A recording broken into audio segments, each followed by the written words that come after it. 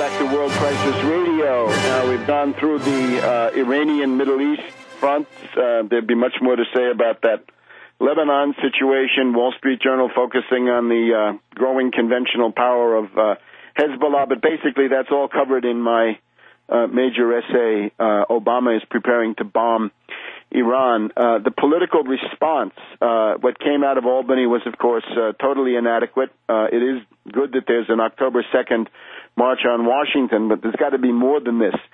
Governor Ed Rendell of Pennsylvania, I think he's been head of the Democratic National Committee lately, says that it's now likely that there will be a primary challenger to Obama. Bring it on. Bring it on. 2, 3, many challengers. There's got to be a primary challenge to Obama. Obama has now gone negative in the polls. Take a look at Real Clear Politics or some site of that sort. You'll see that he has slipped into negative territory for the most prolonged period and the most obvious divergence of these two graphs that they've got going there on the chart in the entire time that he's been in office. Now, we'll talk about this in the political strategy discussion here in the second hour, but let's look at the economy. Very bad jobs report, right? Very bad report on the development of the U.S. labor market in July. 131,000 jobs lost. It is, as we have stressed, the second wave of the world economic depression. There is no recovery. The recovery is a fraud. The recovery is a bubble. Already we've got this question, are we confronting now deflation? Is a deflationary period already upon us, or is it coming up? Now, remember, everything that deals with the consumer price index is a fraud because that doesn't measure the real market basket. That market basket is antiquated. It's been cooked by Michael Boskin back during the mid-1990s. It tells you nothing. So don't rely on that for deflation. However, there might indeed be a threat of deflation, but I think you got to be skeptical at this point. Last week we had that guy from the St. Louis Fed saying that he was worried about it, and you've got various articles here in the financial press this week. We've got the Wall Street Journal of Monday, August 2nd. Big investors fear deflation. Bill Gross of PIMCO is among those bracing for possible decline in prices. It's happening. Well, what does this represent?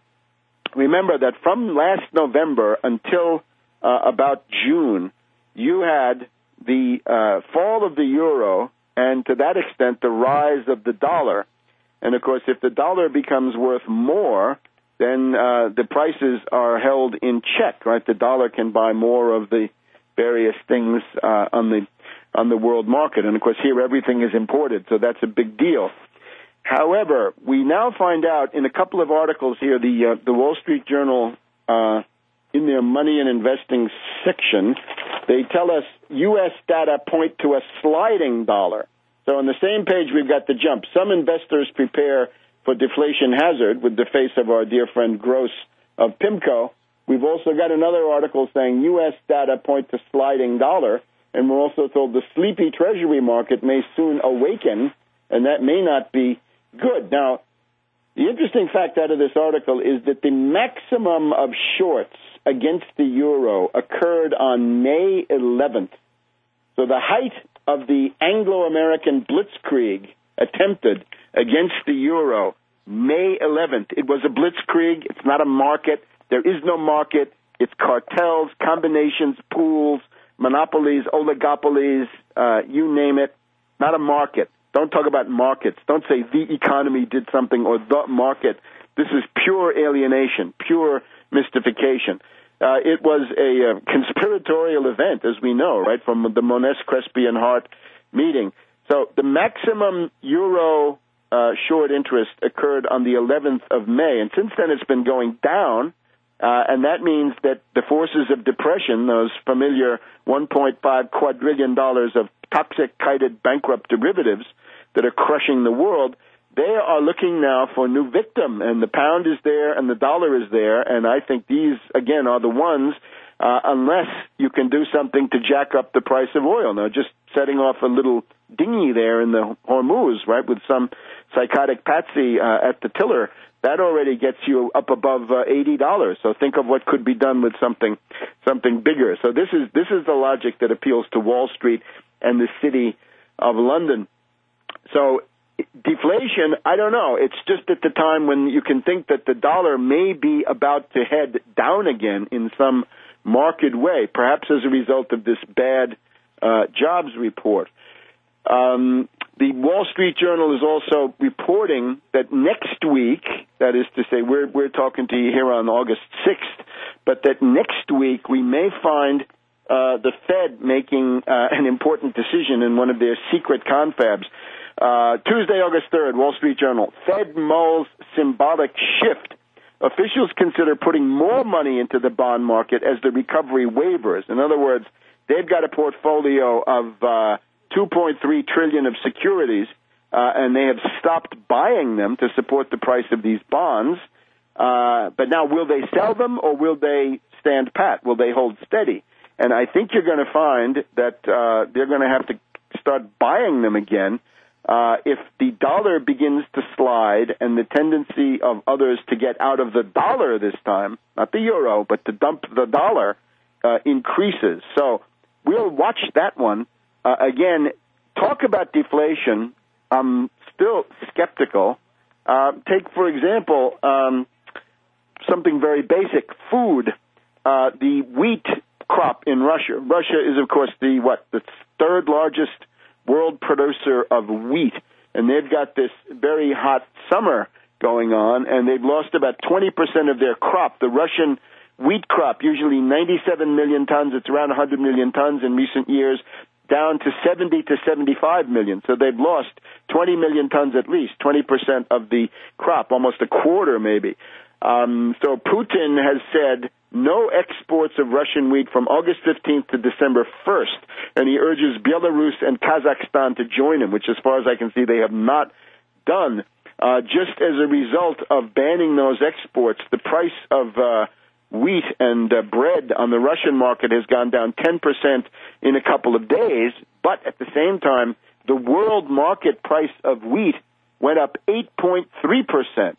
So I think you've got cross currents. You've got countervailing tendencies. I think it's important to entertain, to be aware of the danger of deflation, because it's there, especially in certain subsets of the economy.